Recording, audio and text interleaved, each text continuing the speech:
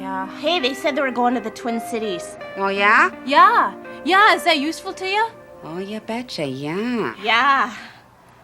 The Coen brothers have cemented themselves as one of the most iconic directing duos in Hollywood. Famous for their dark and often comedic tones, they're not afraid to tell stories in a way that's a little bit different. The 1996 classic Fargo is a movie that, while 26 years old, still feels incredibly innovative today, which is kind of crazy when you think about it, because older movies that are highly influential are often emulated, especially when they innovate. But Fargo is like something I've never seen before, and maybe that's because you couldn't really emulate it. They made a lot of decisions that could have backfired pretty badly if they hadn't worked so cohesively. For example, the protagonist in Fargo isn't introduced in the first 40 minutes of the movie, which is especially crazy when you consider the fact that the movie only had a 95-minute runtime. That's almost half of the entire film. Having recently watched Fargo for the first time in 2024, I was blown away and there were lots of things to praise, but the thing that stood out to me the most was the protagonist. Yeah, this is Marge Gunderson from our brainer. We spoke?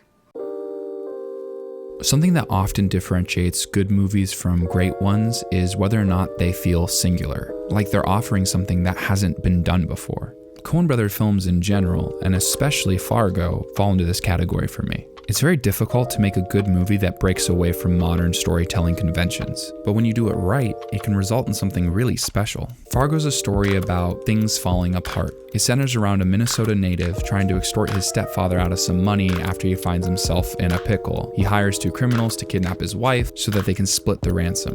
The inciting incident for this film comes 40 minutes into its runtime. In screenwriting classes, you're taught a lot of modern conventions, so you know what audiences expect and people who are looking at scripts. And one of those ideas is called the 17-page rule. In scripts, generally speaking, one page is supposed to represent a minute of runtime. If you have a 95-page script, you're implying that the runtime for the film will likely be 95 minutes. A rule that's loosely followed is that you should get to your inciting incident in a story by 17 minutes, or 17 pages into the script. So you could see how waiting 40 minutes for the inciting incident and then introducing your protagonist for the first time after that is definitely not subscribing to modern filmmaking standards. And this would be a problem, except for the fact that Fargo does not feel like it drags at all. It is a film that feels much longer than it actually is, but in a good way. And thank goodness for that, because if this movie didn't work as well as it did, it probably would have been a disaster. Characters in these films often fall into this unique category where they're both incredibly weird, but also very believable. When you mix that with the setting and the way the characters are presented, it results in a story that doesn't feel like a Hollywood film. The movie industry is constantly trying to walk the line between flattering and believable. And while it's pretty easy for me to suspend my disbelief when watching most movies, there's something about Coen Brother films that feel very raw. For me, Frances McDormand is a perfect example of an actor that embodies this feeling, especially as Marge Gunderson in Fargo, because it feels like everything about her character is a subversion of modern trope without any of it feeling forced or unrealistic. Take a second and think about a police chief, former detective, pursuing a homicide case where multiple people are being murdered.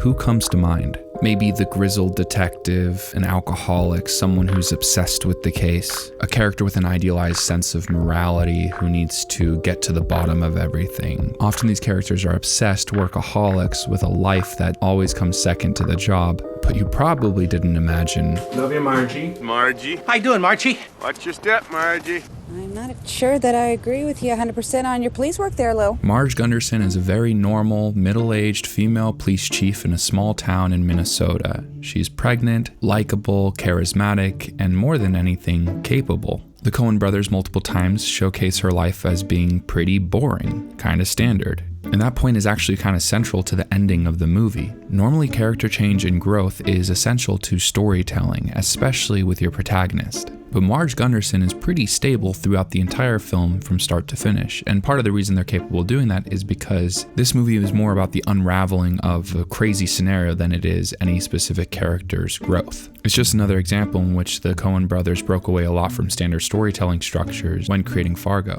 And while a lot of things happen to the characters in this movie, there's a very limited amount of growth. I think there is a kind of sub-narrative, if you read into it, where Marge is questioning whether or not her life is the one she wants to be living, and actually that's kind of how the movie ends up ending, is in answering that question. But both Fargo and its protagonist are intriguing examples of filmmaking that feels very unique. It's always fun to see a film that does something really well that you've never seen seen before. And with Fargo, it's remarkable because they did it back in 1996. With older popular movies, often the hype outweighs the product. It's easy for nostalgia to dominate people's perspectives, and often remarkably innovative projects antiquate over time as they're emulated more and more. What once was special and unique will eventually become trope and cliche when they're emulated to the point of oversaturation. But in watching Fargo for the first time in 2024 with zero nostalgic attachment, I can say pretty unbiasedly, it was remarkable. A rare film that doesn't fade with time, one that's just simply really good.